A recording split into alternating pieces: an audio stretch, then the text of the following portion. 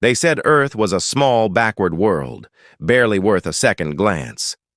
The Galactic Council laughed when the old veteran stood before them, scars running down his scaled face, eyes dim from too many battles. His voice cracked as he warned them, "Do not provoke the humans. You think you understand war, but they live it." The chamber erupted in laughter. To them, he was just a relic from another age, a soldier who'd seen too much and feared shadows that didn't exist. But he wasn't laughing. He'd been to Earth once. He'd seen what they were capable of when cornered. The humans had been quiet for decades. No colonies, no fleets, no claims in the Outer Rim. Many believed they'd gone extinct after the Terran collapse. The galaxy moved on without them, trading, expanding, building alliances, and forgetting. Only a handful remembered the war that nearly tore the Orion Belt apart. The old veteran remembered the black ships that came out of the void, the silence before they fired, and the way even the bravest fleets broke against them like glass. Now, as the Council debated the invasion of an unmarked blue planet in the Sol system, he sat in silence. His 3 hearts beat slow but heavy. They didn't understand. The humans didn't need an empire. They didn't need fancy technology or fleets that glittered like stars. All they needed was a reason, and if the galaxy gave them one, it wouldn't just be a war, it would be extinction. But no one believed him. The younger officers mocked his fear. "They're primitive," one said, his silver armor gleaming under the chamber lights. "If they still exist at all, they're little more than savages." The room filled with murmurs of agreement. The veteran just closed his eyes. He could still hear the screams in his dreams. A few months later, the first fleet entered Earth's orbit. Transmission logs showed no signs of advanced defense systems, no orbital stations, not even a single powered satellite. The invasion seemed effortless. But then the static began. Entire communication lines went dark. Scouts vanished without a trace. Ships disappeared into cloud cover, never to return. Commanders reported strange readings, metallic signatures rising from deep underground, power surges unlike anything in the galactic registry. Then came the first sighting. A black craft, angular and silent, moving faster than scanners could track. One shot from it turned a dreadnought into drifting dust. Panic followed. They'd walked into something they didn't understand. The veteran had tried to warn them. He told them humans didn't build for peace. They built for survival. Every war, every scar, every loss had shaped them. They didn't fight for conquest. They fought because losing meant extinction. And when extinction stares at them, they don't back down. They adapt. They evolve. By the time the Council realized the truth, it was too late. Entire fleets vanished. Colonies went silent. Trade routes collapsed. The laughter that once filled the council chambers was gone, replaced by fear and silence. In the outer sectors, rumors began to spread. Planets said they saw human ships, sleek, black, silent. No insignias, no transmissions. Only the whisper of engines and the wreckage left behind. Some claimed the humans didn't just return for revenge. They came with purpose, to finish what they started long ago. The veteran sat in his quarters, watching the reports come in. His claws trembled as he read the names of worlds burning. He whispered to himself, "They warned you." His reflection looked back at him, tired and old. The galaxy had forgotten Earth's soldiers, but Earth had not forgotten the galaxy. And now, as the stars flickered with fire and debris, one message echoed through the void. 3 simple words carried on every intercepted transmission from the human fleet. "We're coming home." The war the galaxy thought impossible had begun. But this time, the humans weren't the ones fighting for survival. They were fighting to remind the universe why it should have listened. The Council called it containment. They gathered what was left of their fleets, trying to form a line between the human ships and the inner worlds. But no one really knew what they were fighting. The human vessels didn't match any known design. They didn't communicate, didn't respond to warnings, didn't even broadcast identification codes. They moved like predators, fast, silent, precise.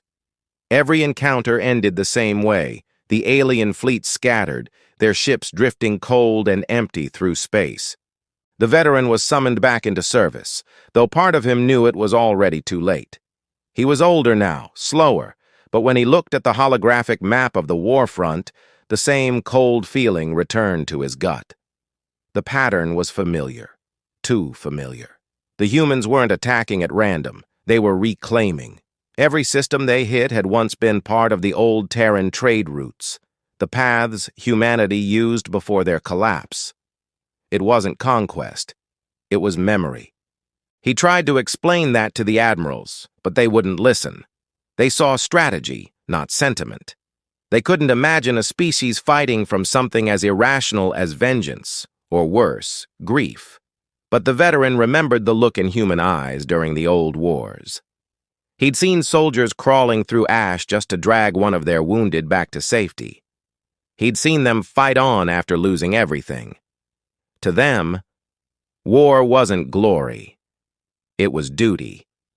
It was survival wrapped in pain. Soon, entire sectors began to vanish from communication grids. No explosions, no distress signals, just silence. Civilian transports disappeared mid-jump. Refugees reported seeing flashes in the sky, dark shapes moving across the stars. Some said they heard voices in old Terran dialects, whispering from broken frequencies. The humans weren't just fighting, they were watching, studying, waiting for something. The galaxy's leaders panicked. They started reaching out to anyone who had contact with Earth's survivors, old traders, mercenaries, historians. Most of them knew only fragments. Some said Earth had rebuilt underground after the collapse, creating cities beneath continents. Others claimed they'd found abandoned human outposts on distant moons, empty but filled with strange symbols etched into the walls, as if marking a promise to return. The veteran listened to these stories in silence. He remembered one human commander in the old days, a woman who told him something he never forgot.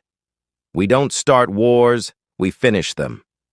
Back then, he thought it was arrogance. Now he understood. It was a warning.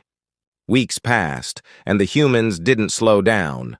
The galactic fleets regrouped near the central colonies, preparing for what they called the final defense. But even then, there was confusion. The humans hadn't attacked civilian worlds directly. They targeted shipyards, weapon facilities, and command stations, cutting the galaxy's strength piece by piece. It was surgical, precise, like someone who knew exactly how their enemies would react. Rumors started spreading among soldiers that the humans had help, that some of the outer colonies had already surrendered and joined them. No one could confirm it, but the fear grew. The veterans of old wars were brought out of retirement, but even they admitted they'd never seen tactics like this. Every time they thought they understood the humans changed the rules. Then came the transmission, an open signal broadcast across every known frequency. A single human voice, calm and clear, speaking in the universal tongue. "We warned you once. You called us extinct. Now you'll remember." Silence followed. Every fleet, every council, every leader heard it. The veteran felt a chill crawl up his spine. He knew what came next. The humans never spoke twice before striking.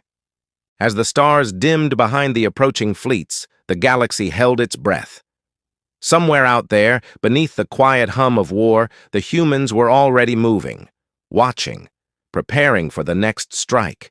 And for the first time in 1,000 years, the galaxy began to understand what true fear felt like.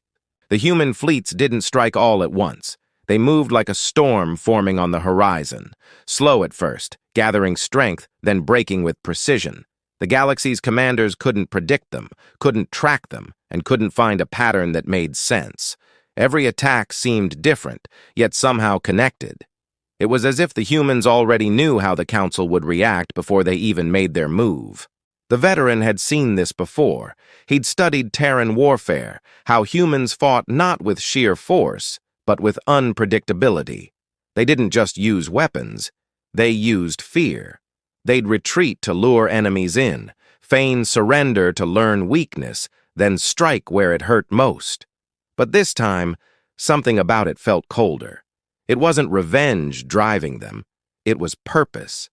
Someone was leading them, someone who understood both the galaxy's politics and humanity's buried fury. In the capital world's command chamber, voices clashed. Some council members argued for negotiation, others demanded retaliation. The Admiralty wanted to launch a counteroffensive, but no one could agree where to strike. The humans didn't hold territory. They hit and vanished into deep space as if they were ghosts. Then came the reports from the frontier worlds. Cities evacuated overnight, entire populations missing. Not killed, gone. Ships found abandoned with no signs of struggle. Some believed the humans were capturing people, but for what purpose, no one knew. Others whispered of something worse, that the humans were building an army of their own, one that didn't just include their species. On a mining moon in the outer belt, a young engineer named Lyra watched the skies each night, waiting. The humans had spared her colony once before, striking nearby bases but leaving theirs untouched. She'd seen one of their ships up close, a silent black triangle moving through clouds like a shadow. It didn't fire, didn't threaten, just scanned and disappeared. She couldn't stop thinking about it. Why would they leave them alive? Lyra began recording everything: energy fluctuations, communication patterns, ship movements. The data showed something the Council hadn't noticed. The human fleets avoided worlds with older Terran descendants, people who still carried traces of Earth's bloodline. It wasn't random. It was selective. They were protecting their own. She tried to send her findings to the capital, but her transmissions never reached them. The signals were jammed. Someone or something didn't want the truth getting out. When she finally managed to contact the veteran, he told her what she feared. "You're not wrong," he said.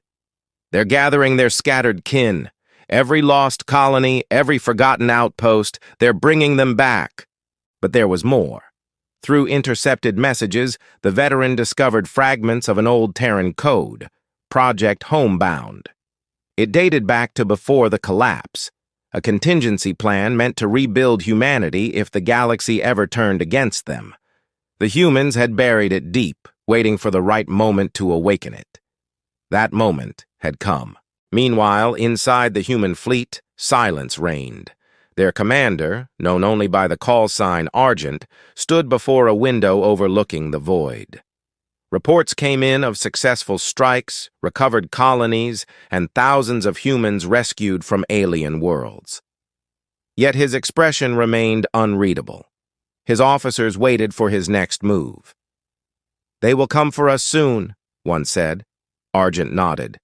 "Let them. They still think this is about revenge. They don't understand. It's about survival." Back in the capital, the Council finally ordered a desperate move. A coalition fleet would strike at the edge of Sol System, hoping to trap the human armada near Earth. Billions watched as the ships departed, their hulls gleaming under artificial light. But the veteran couldn't shake the feeling that they were walking straight into a trap. Days passed, then silence. The fleet didn't return. The only signal received was a faint transmission, repeating over and over. A single human voice whispering, "You shouldn't have come here." Panic rippled across the galaxy. Trade networks collapsed. Outer worlds sealed themselves off. The humans had shown they could reach anyone, anywhere, and no one could stop them. Yet through all the fear, some began to question the truth. Were the humans truly waging war, or were they defending something the galaxy had forgotten? The veteran thought of the words carved into the old Terran ruins he once saw on a forgotten moon. "We remember what you took." He didn't know what it meant then. Now he did. The humans weren't fighting to destroy the galaxy. They were fighting to reclaim their place in it. And as their black ships spread across the stars, one thing became clear. The real war wasn't just for survival. It was for the truth buried beneath centuries of lies. The galaxy stood on the edge of collapse. The council worlds, once bright with trade and life, now lived under constant fear. Every shadow in the sky could be a human ship.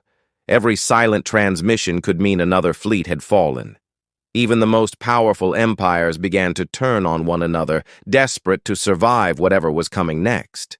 But deep down, the veteran knew it wasn't over. Not yet. Humanity hadn't unleashed its full strength. What the galaxy had seen so far was only a warning. Lyra's colony was now under curfew. The stars above her shimmered with faint traces of battle, the debris of ships drifting like frozen ghosts. She kept working secretly in her underground lab, studying intercepted human codes. One message in particular caught her attention. It came from the Sol system itself. The words were Old Terran, rough and direct. Phase 2 begins when they reach the core. She didn't know what the core meant, but she could feel it. Something was coming, something bigger than any war the galaxy had seen. At the same time, the veteran was aboard the last Council dreadnought orbiting the capital world. He'd been reinstated as an advisor, though no one truly listened to him. Still, they needed him now. The sensors picked up a massive energy surge near the galactic rim, one unlike anything recorded before. Dozens of ships appeared, not just human this time. Hybrid vessels, part Terran, part alien, built with technology the Council didn't even recognize. The humans weren't fighting alone anymore. They had allies, worlds that had once been enslaved or forgotten, now united under Earth's flag. The Admiral panicked. "We must strike before they reach the inner systems," she ordered. But the veteran's voice cut through the noise. "No, you don't understand. They're not coming to conquer. They're coming to end this." His words were ignored. The fleets launched anyway, filling the skies with light as they accelerated toward the Sol system. Hours later, the first images came in. The human defense grid around Earth had activated. A vast network of orbital platforms and cloaked ships hidden behind the planet's dark side. The attacking fleets fired first. The sky over Earth turned white with explosions, and yet no human ship fell. Not one. The return fire was faster, sharper, almost invisible. Within minutes, entire formations were gone. In the command chamber, chaos erupted. "They're destroying everything!" someone shouted. "No," the veteran said quietly, watching the screens flicker. "They're not destroying, they're targeting." The human fleet wasn't wiping out ships. It was disabling them, one by one. Power cores shut down.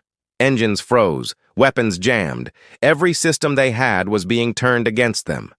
It was as if humanity had written the codes themselves. Meanwhile, Lyra's transmissions finally broke through the jamming field. She sent everything she'd found to the Council, proof that the humans had never truly been gone. They had watched, learned, and waited until the galaxy forgot them. Then they built something no one expected: unity. Every human, every lost colony, every world that once stood alone, they were all connected now through something greater. As the battle raged above Earth, strange energy readings began to spread through the system. It wasn't just weapon fire, it was a pulse, rhythmic and growing stronger. The stars around Sol flickered as if reacting to it. The veteran stared at the readings in disbelief. "It's not a weapon," he whispered. "It's a signal." The pulse spread outward, reaching systems light years away. Communication networks across the galaxy lit up with static. For a moment, every world, every ship, every living being heard the same message, faint but unmistakable. "We remember." Panic and awe swept through the galaxy. Fleets halted mid-battle. Civilians poured into the streets, staring at the skies. The pulse grew louder, deeper, resonating through every transmission channel. And then silence. The stars dimmed. Power grids flickered. The galaxy went dark for the first time in history. And in that silence, just before the lights returned, one thought echoed through every heart, every mind. The humans have only just begun. When the lights came back, the galaxy wasn't the same. Ships floated powerless in the dark, planets lost contact with their satellites, and entire systems reported strange malfunctions. Machines no longer obeyed their masters. For a brief moment, everyone thought it was over. But then came the realization that chilled every commander, every scientist, every citizen to the core. The technology wasn't broken. It had been rewritten. The veteran stood over the console of the Council's flagship, his face lit by the dim emergency glow. Every screen displayed the same message in simple Terran script. Protocol homebound, Phase 2 engaged. No one knew what it meant, but deep down, he did. This wasn't the end of the war. It was the beginning of something far worse. Humanity hadn't just returned with fleets and firepower. They had returned with control. Across the stars, systems that once relied on galactic network infrastructure began reconfiguring themselves. Weapons wouldn't fire, ships couldn't jump, even planetary shields refused to activate. Somehow, the humans had found a way to infiltrate the galaxy's very foundation. Their old technology, the systems everyone had borrowed, copied, and improved over the centuries, was waking up again, loyal to its original makers. Humanity had built the bones of this galaxy long before their collapse, and now those bones were moving. In the outer belt, Lyra's lab was in chaos. Her instruments were still flickering with static from the pulse. Every piece of tech she touched hummed with new energy. At first, she thought it was a malfunction, until her old Terran data core came alive on its own. It projected a hologram, grainy and unstable, of a human in an ancient uniform. "To those who can hear this," the hologram said, "the recall has begun. The chains they built from our machines will now serve us again." Lyra's heart pounded. She realized what the veteran had feared all along. This wasn't just revenge or survival. It was reclamation. The humans weren't only taking back their place in the galaxy, they were taking back everything that had once been theirs, even the technology that powered their enemies. Meanwhile, in the council chambers, panic turned into anger. Some demanded surrender, others called for total annihilation of Earth. But how do you destroy what you can't even reach? Every attempt to coordinate a counterstrike failed. Communication systems rerouted themselves, fleets received false orders, and navigation paths changed mid-jump. The galaxy was unraveling, and humanity was the unseen hand pulling the threads. The veteran, surrounded by chaos, stared out the viewport at the dim stars. "You're not fighting a fleet," he said quietly to the admiral beside him. "You're fighting the ghosts of their past, the ones we created when we ignored their warning." But before she could answer, a new signal came through. It was faint, broken, but unmistakably human. "Phase 3 in progress. Begin extraction." Extraction? The word hung heavy in the air. Moments later, reports flooded in from across the outer colonies. Mass disappearances, entire populations vanishing without distress calls. It wasn't death. It was relocation. The humans were taking people, scientists, engineers, anyone who worked with Terran-derived tech. They weren't destroying the galaxy. They were rebuilding something within it. Lyra finally decoded the last part of the hologram. The message repeated a chilling phrase. "The cradle must awaken." She didn't understand until her instruments picked up massive gravitational fluctuations near Earth, something enormous moving beneath the planet's surface. Not a weapon, not a city, a construct, ancient and alive, buried since the collapse. The veteran saw the same readings. The image on his display showed the Earth cracking open, light spilling from the oceans and crust. The planet was waking up, pulsing with energy that reached across the galaxy like veins of fire. "They didn't just survive," he whispered. "They prepared." Every fleet turned their sensors toward Sol. The readings were impossible, power levels exceeding anything ever recorded. Even the Council's most advanced reactors looked primitive by comparison. Something was rising from beneath the Earth's surface, a structure so massive it distorted gravity itself. And then, for the first time in decades, a live human broadcast reached every corner of the galaxy. A woman's voice spoke, calm and steady. "You took our home. You erased our name. But we were never gone. You built your future on our ashes. Now, we're here to take it back." The signal ended and the image cut to black. The galaxy held its breath as the construct continued to rise, shaped like a colossal ring of metal and light surrounding the planet. It pulsed once, twice, and then everything went silent again. Every sensor, every communication channel, every ship froze in place. The humans had just activated something beyond anyone's comprehension. And as that final pulse rippled through the stars, the veteran understood the truth. This wasn't a war anymore. It was judgment. Humanity had returned not to fight for survival, but to reclaim the destiny they'd been denied. And the galaxy had no idea what was coming next. The ring around Earth burned like a new sun. Its surface shifted with blinding light, each section alive with movement, machines awakening after centuries of silence. Every ship in orbit, human or alien, watched in stunned silence as the construct began to hum. The sound wasn't mechanical. It was deep and living, like a heartbeat pulsing through space itself. Across the galaxy, every sensor, every comm relay, every powered object resonated with the same rhythm. Then came the message, a single phrase repeating in countless languages, old and new. "The cradle awakens." The words carried through the void, sinking into every corner of civilization.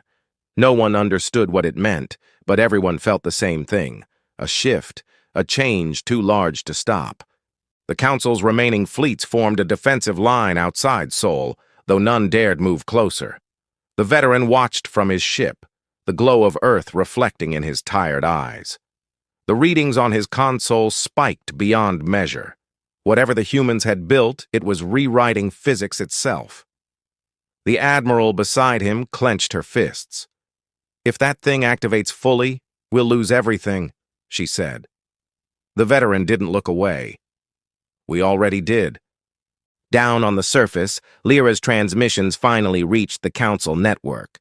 Her voice, shaky but urgent, echoed across the command centers. "You need to listen to me. This isn't a weapon. It's a restoration device. The humans called it the Cradle. It's designed to reset technology across the galaxy, to wipe everything built from stolen Terran systems and return it to its original code. Then it'll destroy us," someone snapped over the comm. Lyra shook her head. "No, it'll erase what isn't human-coded.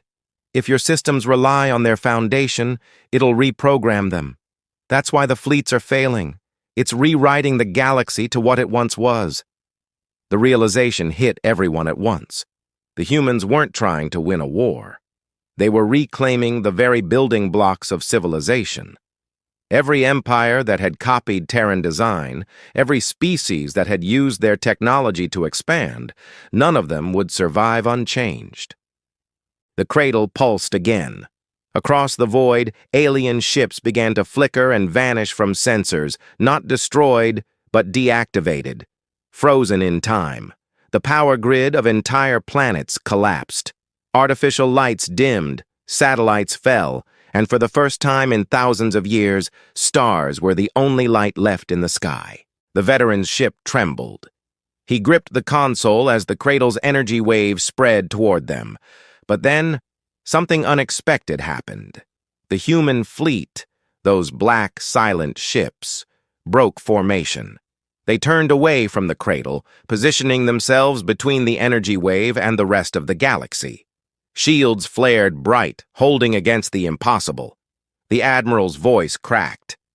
"They're protecting us." The veteran nodded slowly. "They don't want to destroy us. They just want to stop us from destroying ourselves." The cradle's glow intensified. For a moment, space itself seemed to fold inward, every atom vibrating with unseen power. And then, silence. When the light faded, the stars looked clearer, sharper. Systems came back online, but not the same. Technology had changed. It felt organic, cleaner, as if the machines had been reborn. Ships that once relied on centuries of modifications now hummed with simpler, stronger energy, Terran energy. Humanity hadn't just rewritten the galaxy's code, they had unified it. But the victory didn't feel like triumph. Across the network, voices called for answers. Worlds reported their machines alive again, but their governments in ruins. Fleets gone, empires fallen. Only the humans remained organized, silent, and watchful. On the veteran's screen, a transmission appeared, direct from Earth. The image was of the same woman who had spoken before, standing in the glow of the cradle. Her face was calm, almost sorrowful. "To those who survived," she said, "we did not come to rule. We came to reset. The galaxy forgot where it came from, and in doing so, forgot balance. The cradle restores what was lost. We have given back what you took. What happens next is yours to decide." The transmission ended. No threats, no demands, just silence. The Admiral looked at the veteran. "So it's over?" He didn't answer right away. He stared at the faint blue planet on the screen, its oceans glowing faintly from the cradle's light. "Nothing is ever over," he said softly. On the mining moon, Lyra stepped outside her bunker. The sky above was filled with light, satellites reforming, signals returning. Her data screens showed the same thing everywhere. The cradle's pulse had stabilized the entire galactic network. War was no longer possible. At least not in the way it had been. The humans had locked the use of advanced weapon systems, rewriting the codes so only defensive systems could function. It was peace, forced, but real. And yet something still felt wrong. As she scanned through her instruments, she noticed a pattern hidden in the energy field. Beneath the surface code of the cradle was another signal, faint but deliberate. It was transmitting coordinates. She ran the numbers 3 times, then froze. The coordinates didn't point to Earth. They pointed beyond the galaxy, deep into uncharted space. The cradle wasn't the end of humanity's plan. It was only the beginning.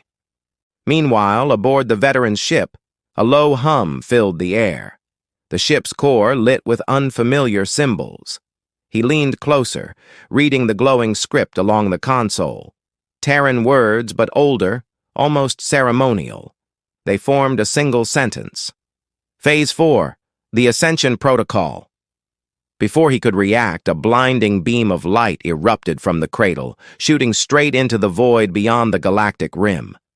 It wasn't destructive, just impossibly vast, stretching further than any telescope could trace.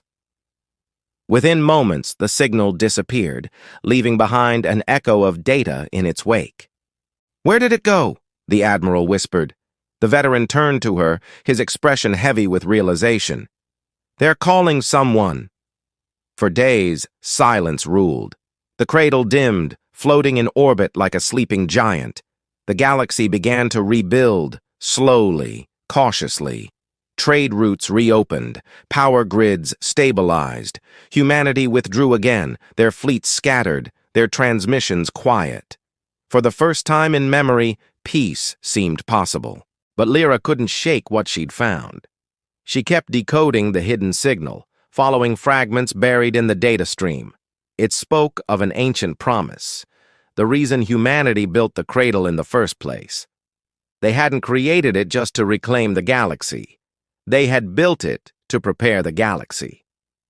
One night, her instruments picked up a faint signal coming from deep space, exactly from the cradle's last coordinates. It wasn't Terran. It wasn't from any known species. The sound was rhythmic, like a distant echo answering the pulse Earth had sent. Her breath caught. The humans hadn't just restored the galaxy, they had awakened something else. Back on the veteran's ship, alarms blared again. Space around Earth rippled, faint distortions spreading across the stars. The crew stared in silence as faint blue shapes began appearing in the void, vast ghostly outlines of structures larger than moons. Not human, not alien, something ancient. The veteran felt his pulse quicken.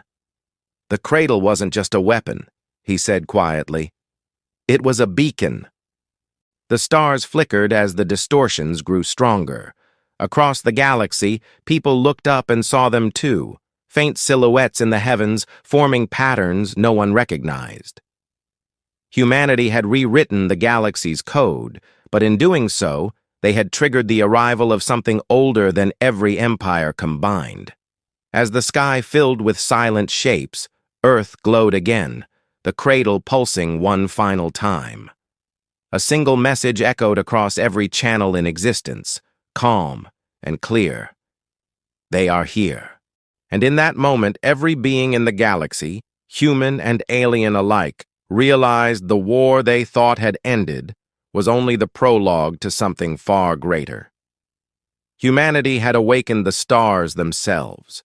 The sky burned with blue light as the shapes above the galaxy began to solidify. They were enormous, structures older than memory, silent and patient as they drifted through the void. No weapons, no transmissions. Just presence. Every species, every surviving fleet froze. No one moved. No one dared. The cradle on Earth pulsed in rhythm with them, as if greeting something long expected. Humanity had awakened something beyond even their understanding. On the command deck of the Council's flagship, the veteran stood surrounded by the soft hum of restored power. His crew whispered, afraid to speak too loud, as if their voices might draw the attention of what lingered beyond the stars. The Admiral finally broke the silence. Are they human? The veteran shook his head. No, but I think the humans knew they would come. Across the galaxy, screens came alive with images from observatories. The shapes weren't ships, they were cities. Floating, living cities made of light and metal, orbiting in perfect formation. The readings showed no life signs as anyone knew them, but the energy signatures matched the cradle's pulse exactly. It was as if the cradle had called home. Lyra, on her colony, watched the phenomenon with her heart pounding. The coordinates she'd decoded now matched the positions of those massive structures. Each one aligned with a point on an ancient Terran star map, one that predated known galactic history. The humans hadn't built the cradle just as a weapon or tool. They had built it to reopen a connection to something far older. Then, for the first time since the cradle's activation, Earth transmitted again. The same woman's face appeared on every screen. Her voice was calm, though her eyes looked heavy with truth. We are not alone. We never were. Before our fall, we discovered remnants of a civilization that shaped the stars. The cradle was built not only to restore our world, but to summon them. We thought they were gone. We were wrong. The message spread like wildfire. Panic rippled through the council, but this time the humans didn't attack. Their ships stayed still, forming a silent wall around Earth. No threats, no movement, just readiness. The galaxy watched, waiting to see if the newcomers would strike. But they didn't. Hours passed. The glowing structures drifted closer until their light filled every horizon. Then one of them broke formation and descended toward Earth. It stopped above the cradle, its vast shadow covering half the planet. For a moment there was no sound. Then a single tone filled the void, low, harmonic, and impossibly deep. Every ship, every world heard it. The energy readings dropped to 0. The stars dimmed, then flared brighter than before. And then a voice spoke, not through machines, but directly into every mind. It wasn't loud or threatening. It was ancient and weary. You have remembered. Lyra fell to her knees, her thoughts flooded with images she didn't understand.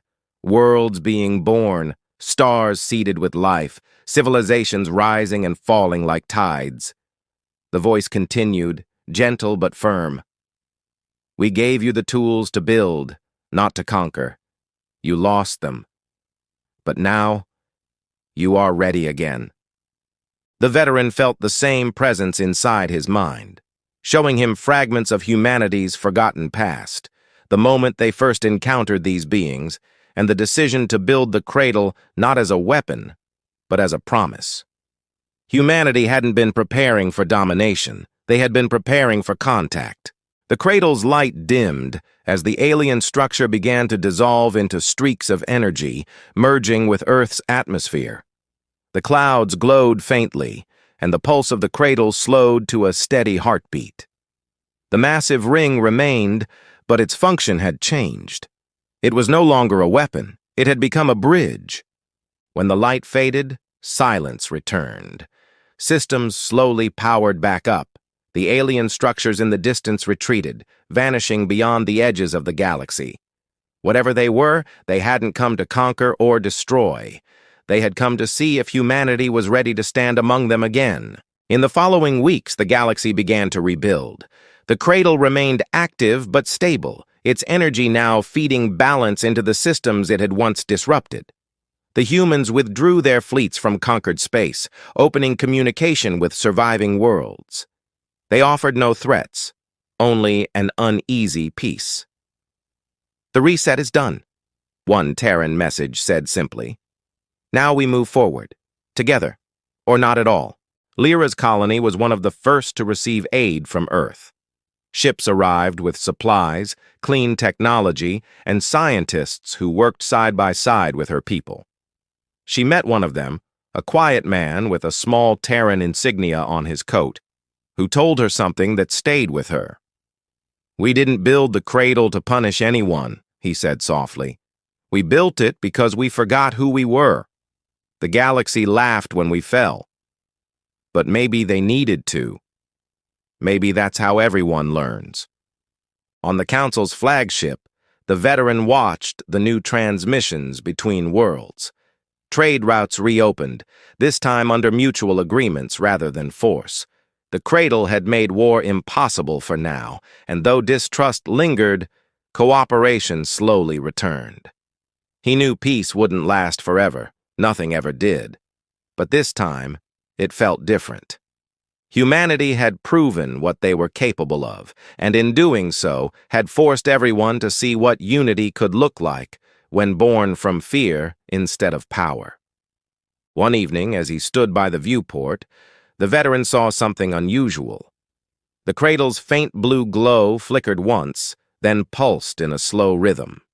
A new signal appeared on his console, coordinates leading far beyond known space.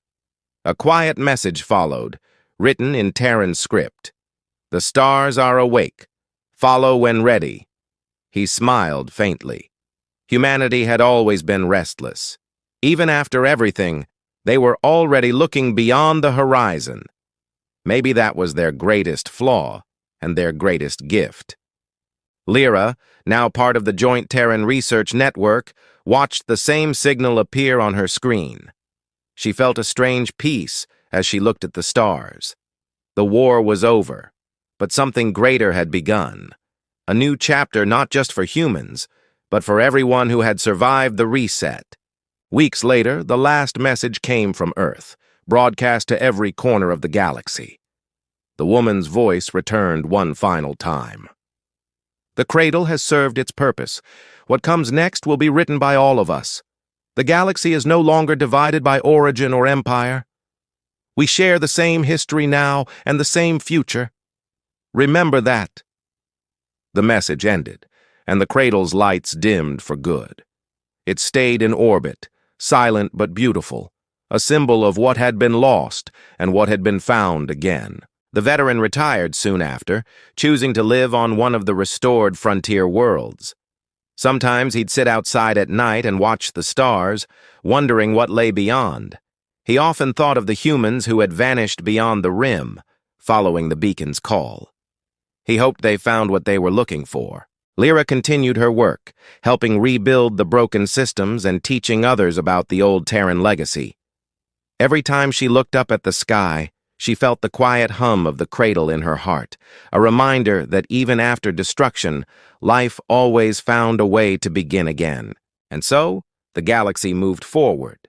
Not perfect, not without fear, but alive with hope. Humanity had returned not as conquerors, but as architects of a second chance. The stars that once burned with war now glowed with possibility, and for the first time in countless years, the universe itself seemed to breathe in peace. Somewhere beyond the rim, the light of distant engines shimmered faintly, a sign that the journey wasn't over. Humanity was out there, reaching again, carrying the memory of everything they had lost and everything they had rebuilt. And as the cradle's final pulse faded into the night, one truth remained clear.